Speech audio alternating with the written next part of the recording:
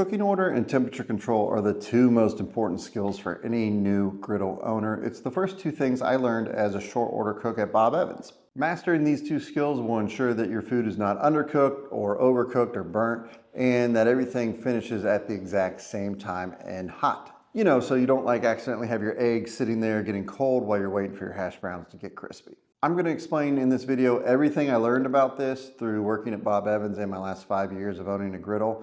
And I got 2 downloadable PDFs at the end, so don't worry about like writing anything down. Temperature control. So on your griddle, you need to cook by the surface temperature, not by the knobs. Low, medium, and high on your griddle may not be the same as on mine.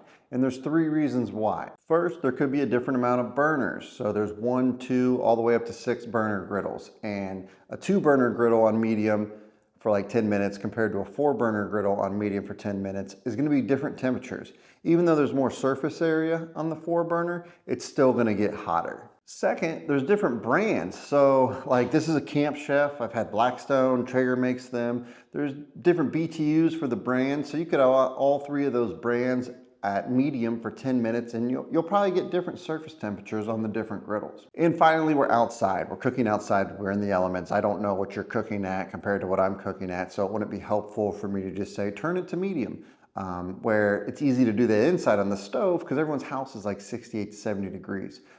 Well, not my house. If it were up to me, I'd keep it at like 60 because I'm cheap and I just tell everybody to put a sweatshirt on. But we don't do that because marriage is about compromise. Anyways, but on the griddle, you're outside. And I don't know, you could be in Florida, it's 90 degrees outside. You could be in Wisconsin, it's 40 degrees. So again, if I said turn it to medium, that could be 2 different things in 2 different locations. So if you're not going to measure by low, medium, high, and you need to go by temp, how do you know what your temperature is? You get an infrared thermometer. That's what this is. Point it down at the griddle, it shoots out a little infrared thing and tells you what your griddle temperature is. I've been using this one for like 9 months. It's a 2-in-1 thermometer from Thermo Pro. I really like it because it has the probe, so you can check the internal temperature of your meat, and it has the infrared thing that shoots down and lets you know the griddle surface temperature. I'll put a link in the description if you want one. They gave me like a 20% off code as well for my subscribers, so it's like 35 bucks if you would like to pick one up. But now that you want to get it to the temperature and you see this, how do you get it to the right temperature, like which one you're shooting for? I recommend starting by preheating this whole thing on low for 5 to 10 minutes. Then you can raise the heat higher if it's not where you want. It's easier to go up in temperature than it is to go down. I also would suggest putting the food down when it gets to temp. If you're shooting for 400, put your food down at 400. That's why I said 5 to 10 minutes. Don't walk away for like 20 minutes and let this thing just keep raising and raising and raising in temp. You could come back and it's at like 500 degrees, which that's not ideal for cooking eggs. You're gonna burn them real quick.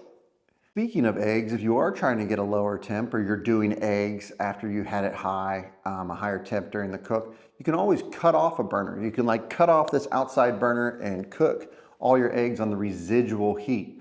Another thing you can do to lower temp is just squirt a tad bit of water down and then check it with your infrared and lower the temperature that way.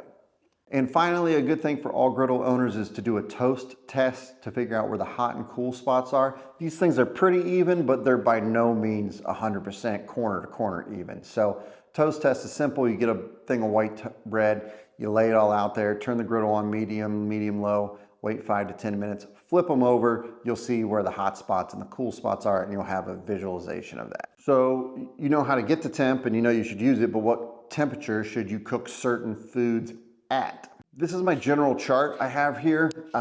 So it's downloadable below. I just go over, it's not set in stone. This is just how I do it. From 300 to 325 is where I'll usually do eggs and omelets. 375 to 400 is my general cooking for potatoes, pancakes, chicken breast, ground beef. Most of the stuff is done there. Then 450 and above is where I'm searing steaks and doing smash burgers. Again, it's just a general rule of thumb. If you want to get the chart and dive into it, it's down below.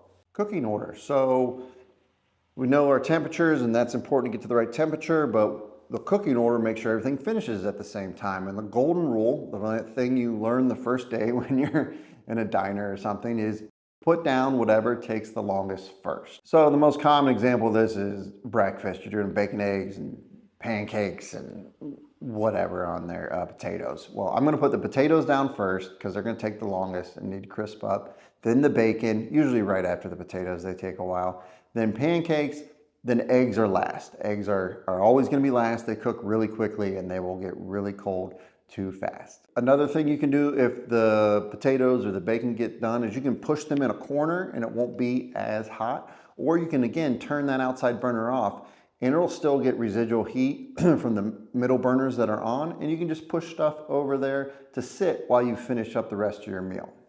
Another example of this would be, let's say you're doing chicken breasts and you have different sizes and one of the little ones is probably done and you don't want it to overcook, but the big thick ones are not done. Same thing, move the little chicken breast over into the corner or turn off an outside burner. Also, I have a little wire rack that I really like. This is a good way to get stuff off the griddle, but still get the heat from the griddle. So like bacon, when it finishes, I'll take pieces over and it also drips the grease off, which is super nice. Or I was doing like a steak here and I seared it and then I was letting it rest. I didn't want it to keep cooking while I did these Brussels sprouts and potatoes.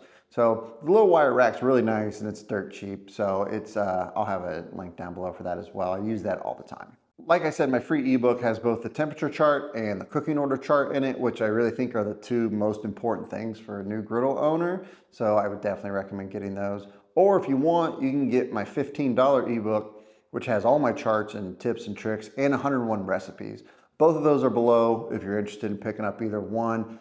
If you want, there is a video on your screen now about breakfast that goes a little more over showing you the cooking order. It might be a good follow-up video. Thank you for watching. Congratulations to all the new griddle owners out there. Keep on griddling.